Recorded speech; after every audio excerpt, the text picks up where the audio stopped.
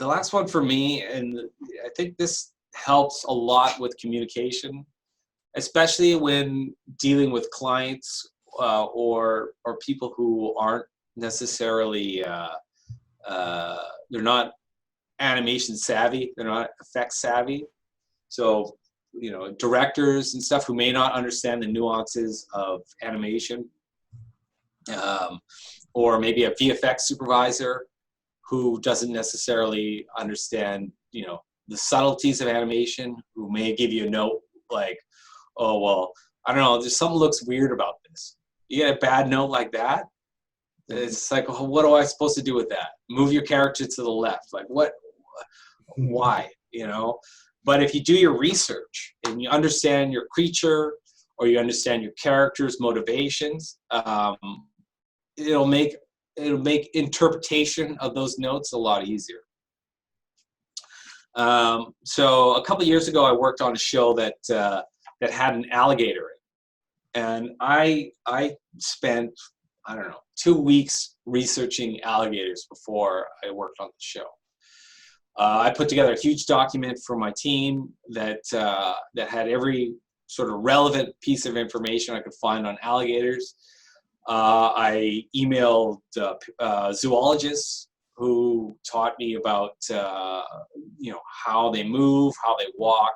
They even sent me videos of some nut in Alabama somewhere put motion capture markers on an alligator, and I could actually see. And then they using that info, they actually had a 3D skeleton of a alligator that was walking around, so you could see its gait and everything else. So doing that research gave me all this information and gave me such a clear understanding of how alligators moved that when I was working on the show, like, it was easy to communicate with the director.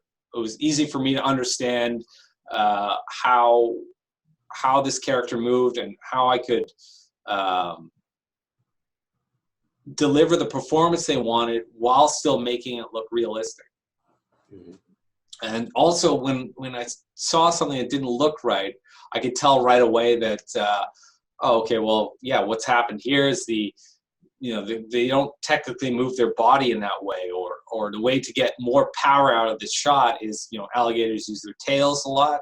They use their tails to propel themselves. So we can get this thing moving really quickly, even though it has these clumsy arms. We can get the creature moving really quickly by getting all the power coming through its tail, right? So there was, you know, without getting too involved in the details of alligator movement, you know, what I could say is that having that understanding of that specific animal, we could easily, you know, without copying reference. I mean, you look at reference all the time, but without just straight up one pixel for pixel rotoscoping the animation, we could easily come up with performances that work with the script. And to top it off, the script had things in it that alligators don't do. Alligators just sit there and wait for something to walk into its mouth. They don't chase people down.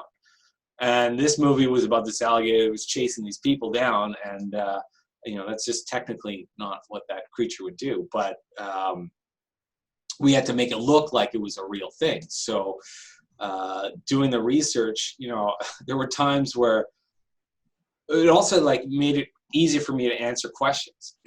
So when the supervisor or a VFX supervisor or a client was asking, well, why'd you make it do this? Right away, I had an answer that was the honest truth. It was, well, you know, according to this research, this is why they move like this, or this is why I chose to do this. And after a while, that kind of expert knowledge I had, they started asking me for advice as opposed to just telling me what to do. So I think, you know, doing the research is definitely going to make it easier for you to interpret direction, especially when that direction may not be something as simple as, you know, add some more ease in or something animation related. It could be more about the performance.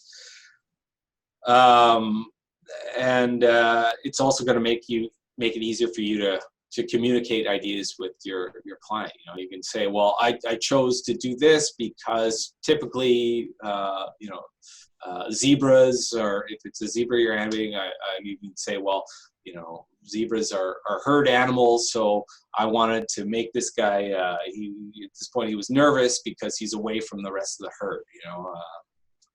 Maybe that's not the best example, but you can use real world examples, and if you know your subject well, then you can explain yourself in a way that's going to make sense, as opposed to just talking based on animation. Mm-hmm.